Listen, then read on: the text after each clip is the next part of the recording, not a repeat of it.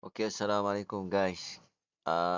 Mana-mana sahabat yang dah guna Tunduau ni, kalau kita nak cuba tukar plan, sebelum ni kita pakai plan FU50, lepas tu kita nak tukar kepada WOW, kita perlu buat unsubscribe dulu.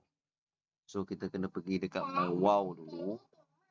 Ini dah login app dia. Okay. And then kita pergi dekat unsubscribe ni. Sebab sebelum ni dia pakai FU50. So, sekarang ni dia nak pakai untuk WOW 60 pula. Dia main tukar-tukar. Okay, tapi dia perlu buat unsubscribe dulu. So, caranya sangat mudah. Dia cuma type saja unsubscribe sini. Continue. Ke atas benda balik. Okay, success. Okay, proses. Alright. Dah berjaya lah. Okay, so saya nak buat top up lah kepada akaun ni. Alright. Dah berjaya. Okay. Bila dah unsubscribe semua, kalau tengok dekat sini, dia punya app dia ni, saya dah bukakan. Okay. Memang dia dah pernah guna sebelum ni.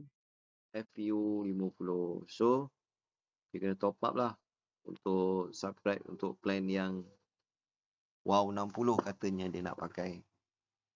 So, sistem sangat mudah. Baru kita boleh top up. Okay.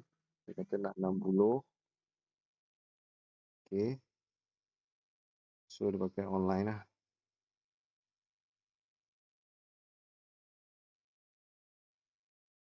Okay. Kita guna payment GCash. Okay, mudah lah GCash. So, saya gunakan Bank Islam lah. Okay. Okay. Saya dah berjaya buat transaction.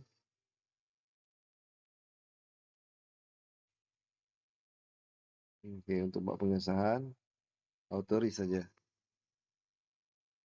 Okay, dah berjaya.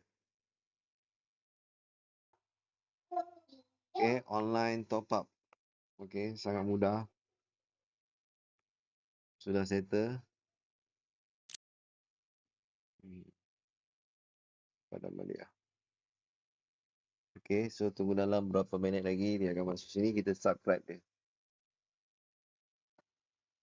Okay, kita tengok macam mana yang kita top up 60 tu. Dah sukses lah. 60 tu dah sukses. Kita tengok dekat sini, express dia.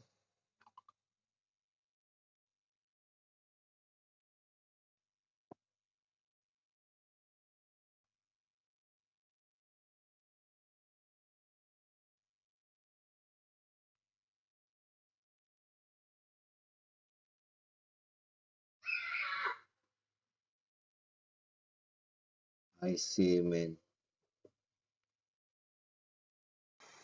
Okay, dekat sini tadi kita top up 60, dia terus subscribe, auto subscribe.